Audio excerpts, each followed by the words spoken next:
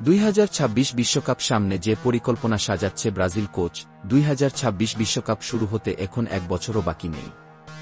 3টি স্বাগতিক দেশসহ অংশ নিতে যাওয়া 48টি দেশের মধ্যে 13টি দলই বিশ্বকাপ নিশ্চিত করেছে। সর্বশেষ 11 জুন বিশ্বকাপের টিকিট কেটেছে প্রতিযোগিতার সফলতম দল ব্রাজিল। বাছাই পর্বে প্যারাগুয়ের বিপক্ষে 1-0 গোলের জয়ে 2026 বিশ্বকাপে নিজেদের জায়গা করে নিয়েছে দেশটি। ব্রাজিলই এখন পর্যন্ত একমাত্র দল যারা ফুটবল বিশ্বকাপের সবকটি আসরে অংশ নিয়ে মাঠে খেলেছে। আমরা যতই আর্জেন্টিনা করে লাফাই, সেই আর্জেন্টিনাও সব কয়টি বিশ্বকাপ খেলার সুযোগ পায়নি। যা হোক, কষ্ট করে ভিডিওটি শেষ পর্যন্ত দেখার অনুরোধ রইল। ব্রাজিল অবশ্য বিশ্বকাপে খেলার টিকিট পেয়েই থেমে নেই। দুঃসময় কাটিয়ে নতুন কোচ কার্লো আনচেলোত্তির অধীনে ঘুরে দাঁড়াতে চায় 5 বারের বিশ্ব চ্যাম্পিয়নরা। সে লক্ষ্যে বিশ্বকাপ সামনে রেখে বছরব্যাপী পরিকল্পনাও সাজাচ্ছে তারা। সেপ্টেম্বর 2025 সেপ্টেম্বরে বিশ্বকাপ বাছাইয়ে শেষ রাউন্ডে 2টি ম্যাচ খেলবে ব্রাজিল। সর্বশেষ প্যারাগুয়ের বিপক্ষে ম্যাচ দিয়ে বিশ্বকাপ নিশ্চিত করায় সেই ম্যাচ দুটি দিয়েই মূলত বিশ্বকাপের চূড়ান্ত প্রস্তুতি শুরু করবে আনচেলোত্তির দল। 9 সেপ্টেম্বরের ঘরের মাঠে ব্রাজিল খেলবে চিলির বিপক্ষে, আর 14 সেপ্টেম্বর বলিভিয়ার মাঠে আতিথ্য নেবে সেলেসাওরা। বিশ্বকাপের 3 মাস আগে এই ম্যাচগুলো ইউরোপের শীর্ষ দলগুলোর বিপক্ষে খেলার ইচ্ছা সিবিএফের। এর মধ্য দিয়ে নিজেদের শক্তি সামর্থ্যটুকুও যাচাই করে নিতে চায় ব্রাজিল। জুন 2026 বিশ্বকাপ শুরুর ঠিক আগ মুহূর্তে 1-2টি প্রীতি ম্যাচ খেলবে ব্রাজিল। এগুলো মূলত গরম করার ম্যাচ। তবে এই ম্যাচগুলো ব্রাজিল চায় ইউরোপিয়ান দলের বিপক্ষে খেলতে। তবে শীর্ষ সারির দলের বিপক্ষে নয়, ব্রাজিল চায় উত্তর আমেরিকায় এই ম্যাচগুলো ইউরোপের দ্বিতীয় সারির দলগুলোর সঙ্গে খেলতে। 1910-এর দশকে ফুটবল হয়ে উঠল ব্রাজিলের সবচেয়ে জনপ্রিয় খেলা।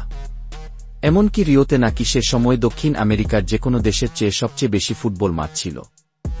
এর মধ্যে 1900 সালে শুরু হয়ে গেল ব্রাজিলের ইতিহাসের প্রথম মহাকাব্যিক ম্যাচটিও। 1919 সালে প্রথমবারের মতো দক্ষিণ আমেরিকার শ্রেষ্ঠত্বের খেতাব জিতে আরও এক ধাপ এগিয়ে যায় ব্রাজিলের ফুটবল। ব্রাজিলের এই অর্জনের নায়ক ছিলেন আর্থুর ফ্রিদেনরিচ। সেদিন উদ্যাপনের সময় যারা সামনে ছিল, তারা আকাশে তুলে ধরেছিল কর্দমাক্ত এক জোড়া ফুটবল বুট। এভাবেই তারা প্রিয় খেলোয়াড়কে ভালোবেসেছিল। তাদের কাছে এই জুতাজোড়া ছিল সোনায় মোড়া দুটি পা। পরদিন ফ্রিদেনরিচের জুতাজোড়া দেখা গেল নগর একটি গয়নার দোকানে সাজিয়ে রাখতে।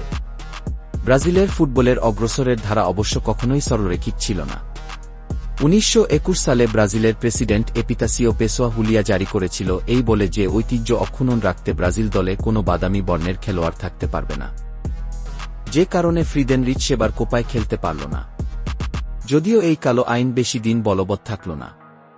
ফলে দ্রুতই সব বর্ণের অংশগ্রহণে ব্রাজিলের ফুটবল স্পর্শ করল শিল্পের চূড়া।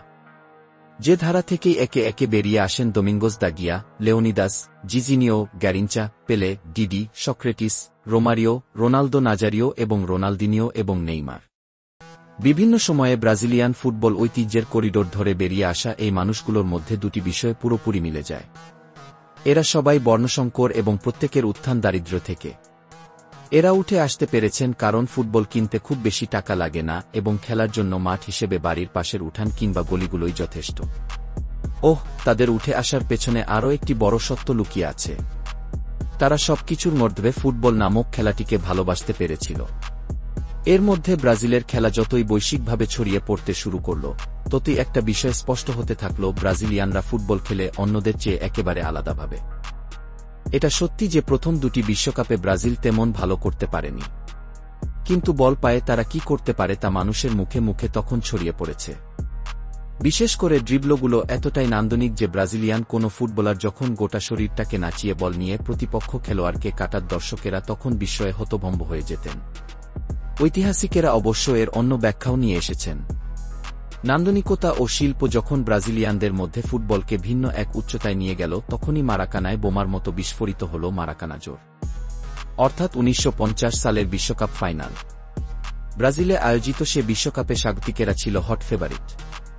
ফাইনালের আগেই ব্রাজিল শহর গ্রাম সব জায়গায় শুরু হয়ে গিয়েছিল উৎসব।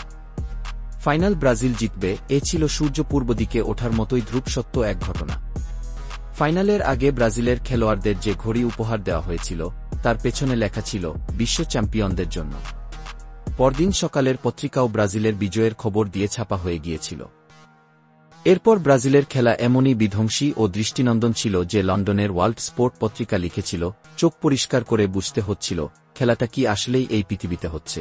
ব্রাজিল মাঠে নামলে গোটা মাঠ জুড়ে প্রজাপতির মতো উড়তে থাকা পেলে গ্যারিঞ্চা ভাবা জাগালোদের ছাড়া আর কিছুই দেখা যাচ্ছিল না। পেলের আগে যে মানুষটি বিশ্ব ফুটবলে ব্রাজিলিয়ান ফুটবলের আত্মপরিচয়কে খোদাই করে দিয়েছিল তার নাম ছিল গারিঞ্চা। অথচ তার পা দুটো সমান ছিল না, মস্তিষ্ক পুরোপুরি বিকশিত নয়, এমন কারো পক্ষে খেলোয়াড় হওয়া ছিল অসম্ভব। গালিয়ানো বলেছিলেন, সেই মানুষটি যখন বল পায়ে হুইং ধরে ছুটতে শুরু করতেন, গোটা মাঠ হয়ে উঠত সার্কাসের রিং আর ফুটবল নামের খেলাটা হতো একটা আনন্দযজ্ঞ। তবে বলের খোঁজে গারিঞ্চাকে কখনো ছুটতে হতো না, বল নিজেই ধরা দিত তার কাছে। বাঁকানো পায়ের সেই মানুষটি ছাড়া গোলক বস্তুটাকে এতটা সম্মানিত আর কে করতে পেরেছিল? অথচ ফুটবলকে নিয়ে ছেলেখেলা করা সেই মানুষটি যখন মারা গেলেন, তখন তিনি নিঃসঙ্গ, নিঃস্ব ও মাতাল। গারিঞ্চা যদি হন ফুটবলের বিদ্রোহী আত্মা, তবে পেলে ছিলেন তার বরপুত্র, যার পায়ের স্পর্শে ফুটবল অবতীর্ণ হতো ঐশ্বরিক ভূমিকায়। ফুটবল দিয়ে যা যা করা সম্ভব ছিল, পেলে তার সবটাই করতে পারতেন। মাঠে পেলের পায়ে বল মানেই অবিশ্বাস্য কিছু সম্ভাবনা। মাত্র 17 বছর বয়সে তিনি পেয়ে গিয়েছিলেন ফুটবল রাজার উপাধি। আর 20 হওয়ার আগেই তাকে রপ্তানি নিষিদ্ধ জাতীয় সম্পদ ঘোষণা করে ব্রাজিল সরকার। সে নিষেধাজ্ঞার বলয়ের ভেতর থেকেই ব্রাজিলের হয়ে 3টা বিশ্বকাপ জেতেন পেলে।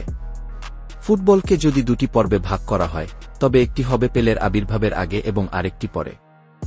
গালিয়ানো লিখেছিলেন, পেলে যখন বল পায়ে দ্রুত গতিতে দৌড়ে প্রতিপক্ষের রক্ষণ দুর্গ গুড়িয়ে দিত, মনে হতো একতাল মাখনের মধ্য দিয়ে কেউ ছুরি চালিয়ে দিয়েছে। ফুটবলে পেলে এসেছিলেন বটে, কিন্তু তিনি আর কখনো হারাননি।